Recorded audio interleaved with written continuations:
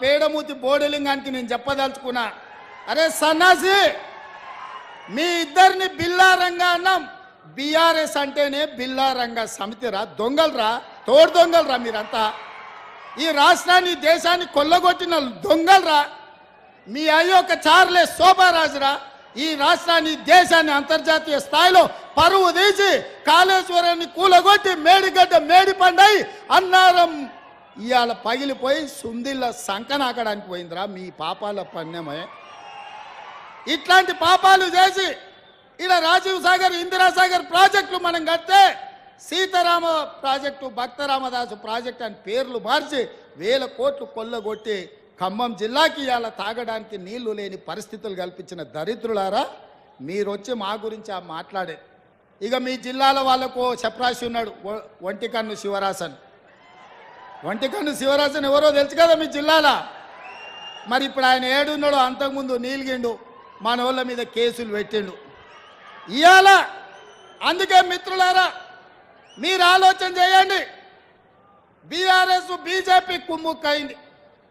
ఇవాళ వాళ్ళిద్దరు ఒక్కటై కాంగ్రెస్ను ఓడించాలని కుట్రలు చేస్తారు. బీజేపీ వాళ్ళు 9 సీట్లు ప్రకటించారు. బీఆర్ఎస్ వాళ్ళు ఆ సీట్లలో అభ్యర్థులను ఎవరిని ప్రకటిస్తలేరు, ఎందుకంటే వాళ్ళు పోయి ప్రచారం చేసుకోవాలి. బీఆర్ఎస్ వాడు కూడా 4 సీట్లు ప్రకటించాడు. ఆడ కూడా బీజేపీ వాడు టికెట్లు ప్రకటిస్తలేడు. వీళ్ళ అవగాహన ఎట్లుందో చూడండి. ఎందుకే నామనాగేశ్వరరావుకి టికెట్ ఇవ్వవా? ఖమ్మం జిల్లాలో ఎందుకో ప్రకటించలేదు? ఎందుకు ప్రకటించలే? నీ పార్టీ దిక్కు లేదా? ఈ పక్కలే మహబూబాబాదుల మాలోతు కవిత గారు మీ సిట్టింగ్ ఎంపీ కదా, ఆమె టికెట్ ఇవ్వవా? ఆమెనెందుకు ప్రకటించలే? హరీష్ రావు అదే విధంగా కేసీఆర్ ఉన్న మెదక్ జిల్లాలో మీకు అభ్యర్థి దొరకలేదా? సంకనాక్తుండ్రా. మెదక్ జిల్లా పార్లమెంట్ అభ్యర్థిని ఎందుకు మీరు ప్రకటించలే? నిజామాబాద్లో నీ బిడ్డనే పోటీ చేసింది కదా పోయినసారి. ఈసారి నీ బిడ్డకు నిజామాబాద్లో టికెట్ ఇయ్యవా? మళ్ళీ అక్కడి జనాలు బండకేసి కొడతారని నీకు అనుమానం వచ్చిందా? ఆలుగడ్డ శ్రీనివాస్ యాదవ్ మొన్నటి వరకు నీకు మంత్రే ఉండే కదా. సికింద్రాబాద్ మళ్ళీ ఎందుకు ఆయన కొడుకు ఆయనకు టికెట్ ఇయ్యలేదు ఎందుకని నేను అడుగుతున్నా. అంటే ఇవాళ కలిసి కనిపిస్తే తెలంగాణ ప్రజలు చెప్పుతో కొడతారని చీకట్ల ఒప్పందం చేసుకొని ఒకడు అలాయి బలాయి చేసుకొని మోడీ కేడీ కలిసి కాంగ్రెస్ పార్టీ మీద కుట్ర చేస్తారు. ఎందుకంటే తెలంగాణలో ఇవాళ ఇందిరమ్మ రాజ్యంలో అభయహస్తం పథకాలు అమలు చేస్తుంటే 14 సీట్లు స్పష్టంగా కాంగ్రెస్ గెలుస్తుంది.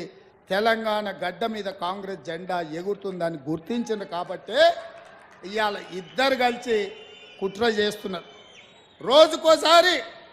రోజుకోసారి డాక్టర్ లక్ష్మణ్ అంటున్నాడు ఎన్నికలు అయిన తర్వాత ఈ ప్రభుత్వం ఉండదని.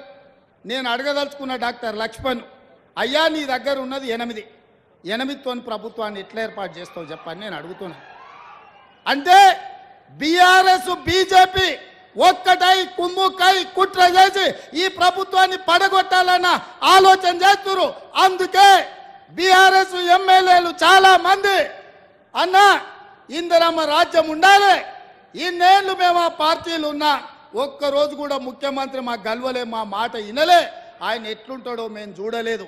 కానీ మీ ప్రభుత్వం వచ్చిన తర్వాత మీ మంత్రులు సచివాలయంలో ఉండరు, మీరు ఇంటికి వచ్చినా కలుస్తున్నారు, సచివాలయంలో కలుస్తున్నారు, పేదల్ని కలుస్తున్నారు, కార్యకర్తల్ని కలుస్తున్నారు, ఆడబిడ్డల్ని కలుస్తున్నారు, అధికారులను కలుస్తున్నారు, సమీక్షలు చేస్తున్నారు, అభివృద్ధి చేస్తున్నారు.